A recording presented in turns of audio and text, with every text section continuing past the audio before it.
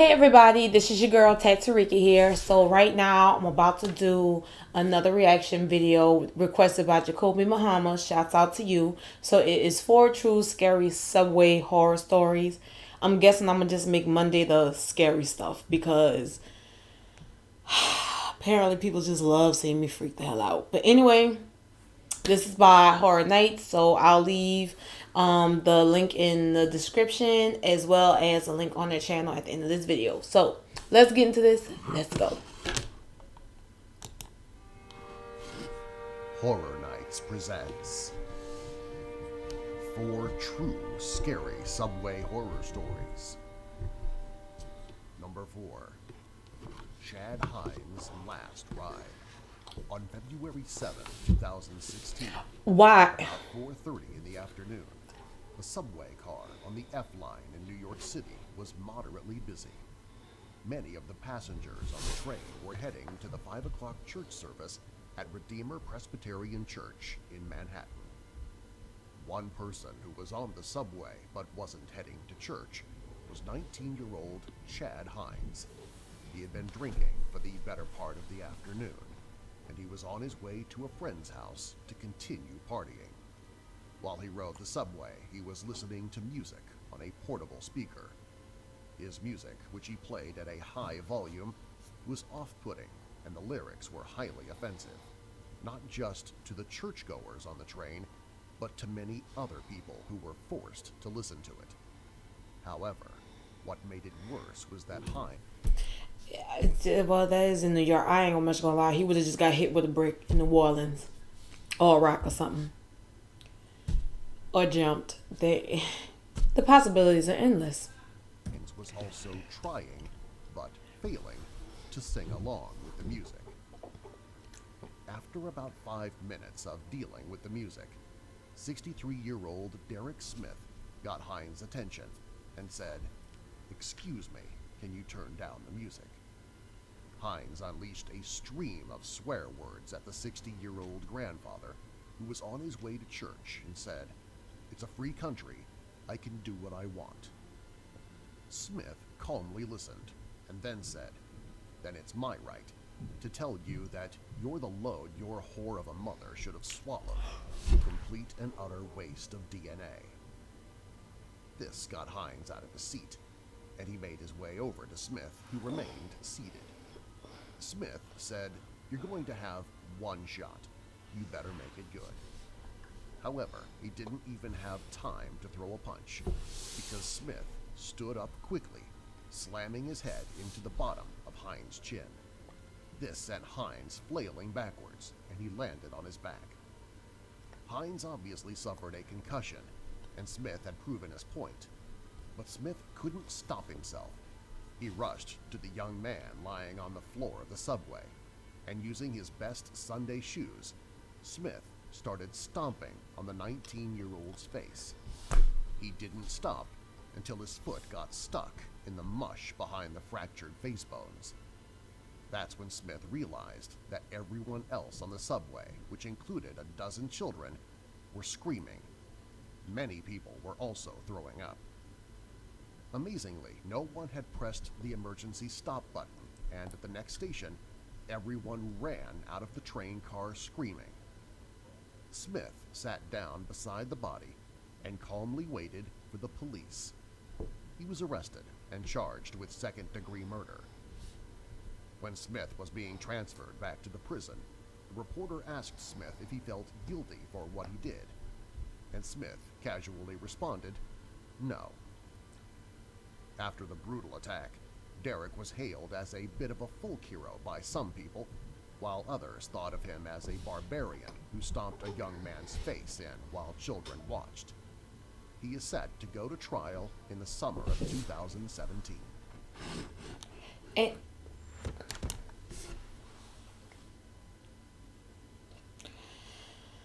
Okay, y'all know the ad get on my nerves. I told y'all, keep telling y'all young people, stop messing with these old people. They don't play them type of game. That's, damn. he stomped this, damn. Okay. Bullshit ads.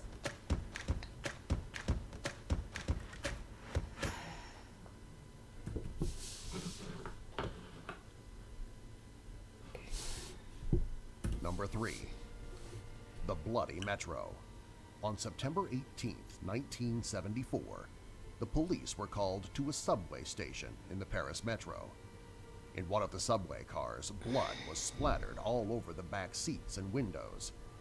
Using forensic technology available at the time, they determined it was human blood, but they weren't sure where the blood came from.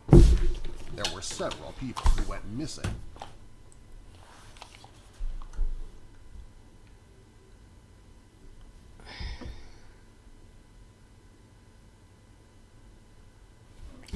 Oh, something touched me. I ain't much gonna lie. My earrings. Okay. The day of and in the days leading up to the discovery of the bloody subway car. However, no other body parts were found, so they were not able to confirm whose blood it was. One thing the police did conclude was that there was enough blood in the subway car that whoever it came from was probably dead. 3 weeks later, another empty subway car was found covered in blood. Again, it was human, but it was a different blood type from the blood found in the first subway car. This happened 8 more times over the next year, and then the blood splatterings suddenly stopped. Several times a man wearing a hat, glasses, and a trench coat was seen walking out of the blood-splattered cars, but he always managed to leave the station without anyone stopping him. Mysteriously, no other traces of the bodies, like bones or tissues, were ever found. The police speculate that the victims were drained of their blood elsewhere, and then the killer, or someone working with the killer, went to a subway station, waited for an empty train car, and then splashed the blood around the car. In the early 2000s, the DNA that was found in the cars was tested by cold case investigators. They were able to identify 3 of the victims. All 3 were homeless people who went missing 8 to 12 hours before their blood was found. The identities of the other 7 victims are still unknown, as is the identity of the Bloody Splasher, as he was called in the media. Number 2.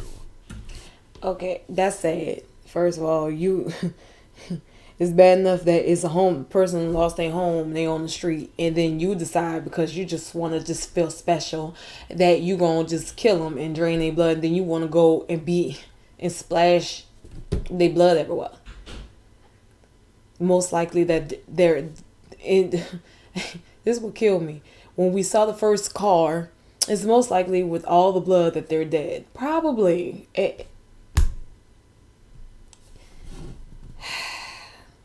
That's why I don't care what nobody say.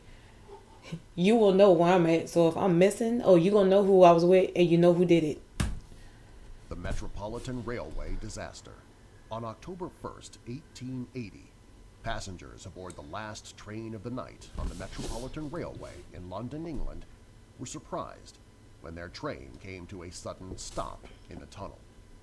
For several minutes, the train didn't move. A passenger on the train decided to open the door and see why the train had stopped. When he did, the passengers heard several dogs barking in the darkness. Then, a dog jumped onto the car and bit down hard on the man's arm. Everyone in the passenger car started screaming as 2 more dogs jumped into the car, which was carrying 7 other people besides the man who was bitten. The dogs were a Staffordshire Bull Terrier, a Rottweiler, and a German Shepherd, and all of them were the T-Rexes of all dogs. Mine's a pit bull. Like, seriously. foaming at the mouth. The passengers tried to run through the dark subway tunnel. However, all of them were chased down by the 3 dogs. After the attacks, the 3 dogs ran off into the darkness of the tunnel and presumably back onto the streets of London. 2 It's a werewolf. passengers and the train's conductor, who had stopped the train because he saw the dogs on the tracks, died as a result of their wounds hours later. The attack was before the discovery of the rabies vaccine. and at that point in history, no one had ever survived a rabies infection. Oh, wow. Unfortunately, dying from rabies is a horrible way to go. First, victims develop flu-like symptoms. Then their mood changes and they become more aggressive. They also develop insomnia, an intense fear of water, and they experience vivid hallucinations. They die because they drown in their own saliva or blood about 7 to 10 days after the onset of the flu-like symptoms. Is that a real 3 months after being attacked, all 8 passengers were dead. In total, 11 people were killed in the rabid dog attack, making it the worst wild animal attack in London's history. Number 1. The Toronto Phantom. On January 3, 1999, 23-year-old Quentin Town was killed when he fell off the platform in front of a moving subway car at the Bathurst station in Toronto, Ontario. After the death, the police reviewed the security footage, and they were shocked to see a man dressed in black pants and a black hoodie run up behind Quentin and push him off the platform before running out of the view of the camera. However, none of the witnesses or the driver of the subway train saw anyone push Town. 2 years later, on April 12, 2001, an officer with the Toronto Transit Commission's Special Constable Services was watching the CCTV feeds when she saw a figure dressed in black clothes run across the platform and push a woman in front of a moving train at St. Clair Station.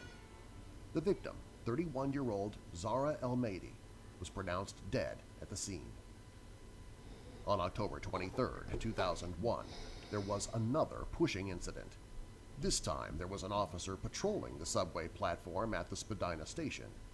However, he did not see anyone dressed in black on the platform, but he was spotted on the CCTV footage pushing 33-year-old Joan Spearman in front of a moving train.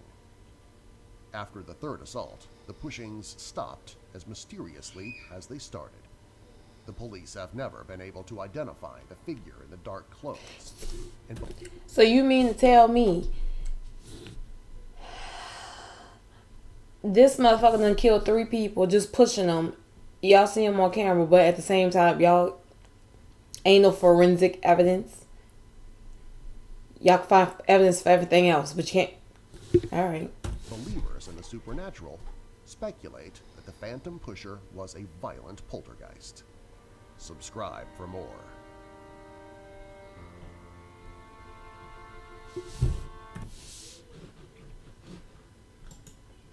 I don't know how I feel about that. I don't know about the last one. Yeah, it could be. Because, I mean, I don't play with the supernatural like that anyway. But still.